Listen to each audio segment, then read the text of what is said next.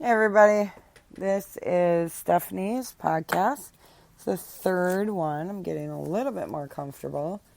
I have already lit my cigarette, so haha, Carrie.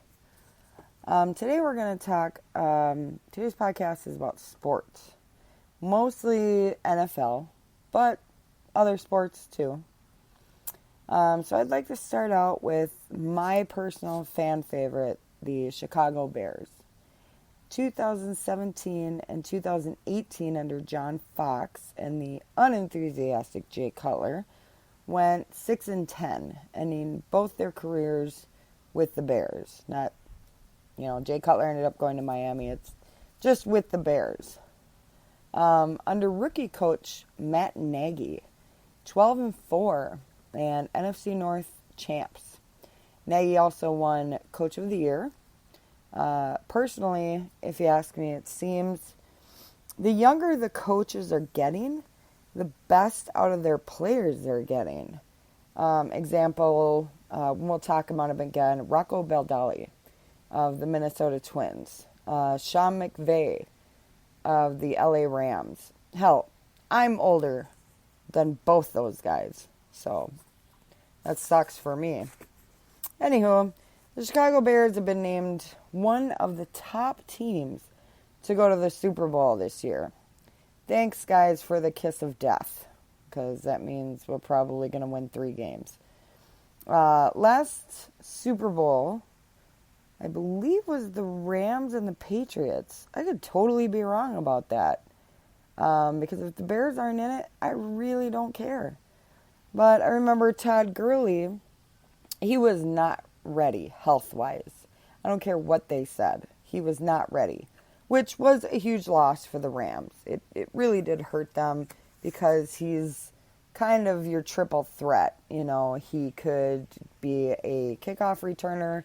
He can be a running back. He can be a wide receiver. He can do this, slot position. Doesn't matter. You could wildcat with that guy. As for the Patriots, since we're talking about them, honestly, I think even their fans are getting tired of them winning. I mean, probably not, but everyone else in the country is. So my advice to every other team that's not the Patriots, beat them. Okay? During regular season, playoffs, whatever, just beat them. Stop complaining and just beat them. They're without Rob Gronkowski this year. Tom Brady ain't getting any younger. I don't know if he's still deflating balls. I don't really give a fuck. But beat them. Now, it came out today that Tyreek Hill will not be punished for alleged child abuse. But Adrian Peterson was. Now, I am by no means an Adrian Peterson fan. I'm not a Vikings fan, not an Adrian Peterson fan.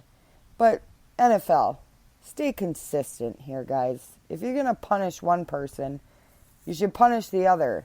And they're not going to take any money away from this dude. And he's going to get away with it. So, I'm sorry, I have kids and I don't hit them. I maybe spanked them once or twice when they were little. But, now they're older. But you don't get away with that. But apparently, if you're in the NFL, you do.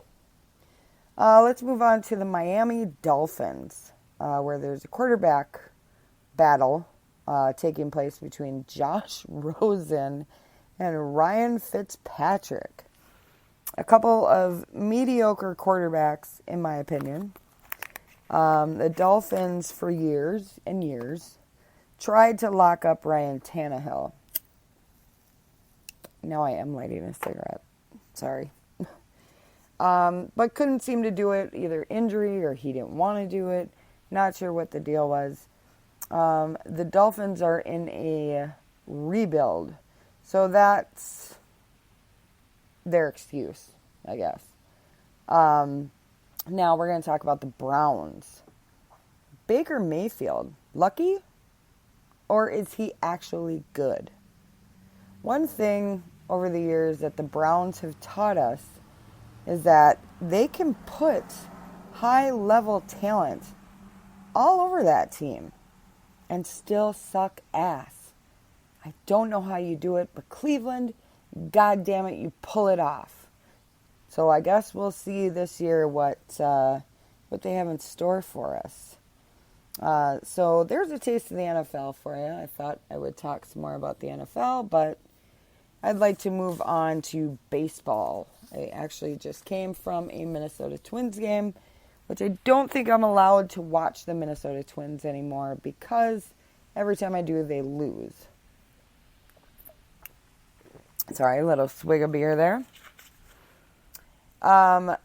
So, honestly, I think baseball, I'm not sure if they do. I don't think they do. But they need a fucking salary cap. Bryce Harper and Manny Machado, or I think that's his name, got deals so big that even their great, etc. grandchildren will never know a day of work in their life. Granted, Joe Mauer got a similar type deal, but he produced, a lot for this team, and he gave up his knees for the Twins, but we'll see what these guys give up. So let's start with the hot club that I just saw, who lost, the Minnesota Twins. Historic comeback 2 years ago, basically from dead last to a playoff game, I believe, with the Yankees, which they never beat the Yankees. Then the next year sucked. That left Paul Molitor moving down, and waiting in the wings was Rocco Baldelli. Who the fuck is Rocco Baldelli? I know he was a former outfielder for the Tampa Bay Devil Rays when they were called the Devil Rays. It seems like so long ago they were called the Devil Rays. He was a minor league coach, I believe, too. The man is 37 years old. I'm older than that. It upsets me because I never thought I'd be at an age where I am older than these people. Not by much, but I got a year or two on these people. But again, it all comes back to, I think the younger the coach, the more they get out of the players. I think they more see that person as their friend, their mentor. They are older than the players, although I don't know if Rocco Baldelli is older than Nelson Cruz. But, Matt Nagy, I believe, is 41. So he's older than everybody on his team, but he specializes in quarterbacks. And he is doing a great job with Mitch Trubisky. But what I've seen out of Mitch Trubisky right now is just 50-50. I haven't seen greatness. I've seen great flashes, but I've also seen great fumbles. So that is, sorry, we're on baseball. So the Twins started off hot, continued to be so. We'll see come playoff time in October if any of that hotness pays off. Now, if you want to move on, we'll move to the Yankees, the Patriots of baseball. I didn't even know CC Sabathia still played until I was sitting at the bar watching a baseball game between the Yankees and the Rays, and CC Sabathia was pitching, still with his crooked hat and his baggy pants. I don't honestly know in my lifetime if the Yankees have ever sucked. I mean, I'm going to be 39 next month, and I can't think of a time where the Yankees really sucked. They probably did, and correct me if I'm wrong. Feel free to correct me. The Red Sox, cursed of the Bambino, cursed forever, win a World Series twice. And good for them. Like Boston needs any more championships, but, they broke the curse of the Bambino, blah, blah, blah. I just remember Roger Clemens being a traitor in the eyes of Red Sox fans because he went on to play with the Yankees and the Cubs. I personally hate the Chicago Cubs. I was born and raised a St. Louis Cardinals fan. Fun fact, what people don't know is that East St. Louis is in Illinois. And the St. Louis Cardinals used to play in East St. Louis, which was Illinois. So they were an Illinois team. I'm from Illinois. Blah, blah, blah. So, the Cubs, it took them 103 years to win a championship. But the WASP Northsiders, I bet, were happy. And drunk on the Metra.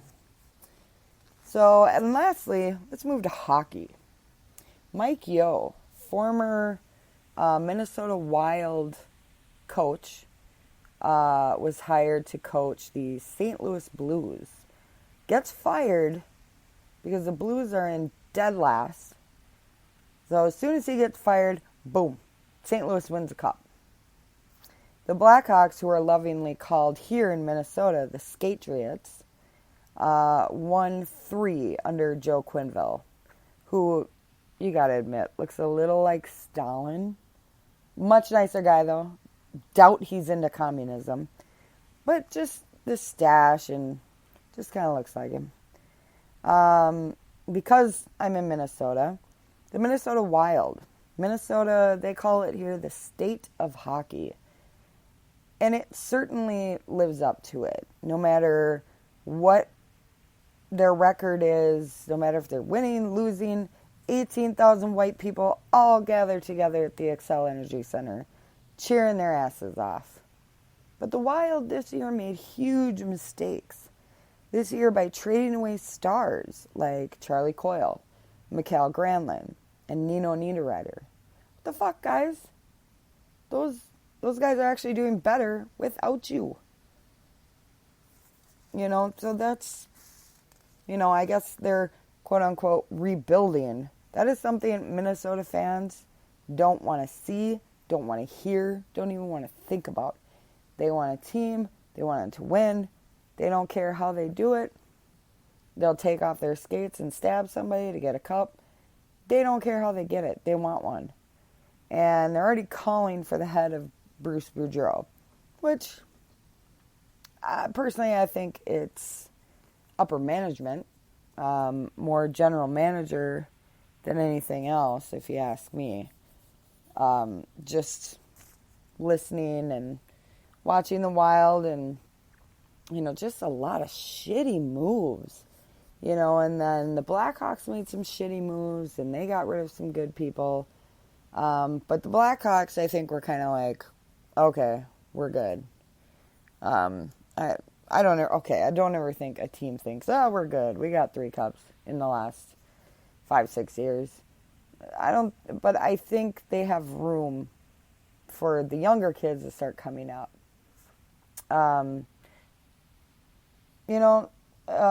That's about all the time I have. I hope you enjoyed it with me. Leave me comments or hate emojis, whatever you got for me on Facebook under StephDog241, I think it is, or on Instagram at Steph, STEPH, _2, TO, _the, _dog, DOGG. So any comments you have for me, fantastic. And I will chat with y'all later, wherever you are. Have a good night. Have a good morning. And we'll talk to y'all soon. Peace.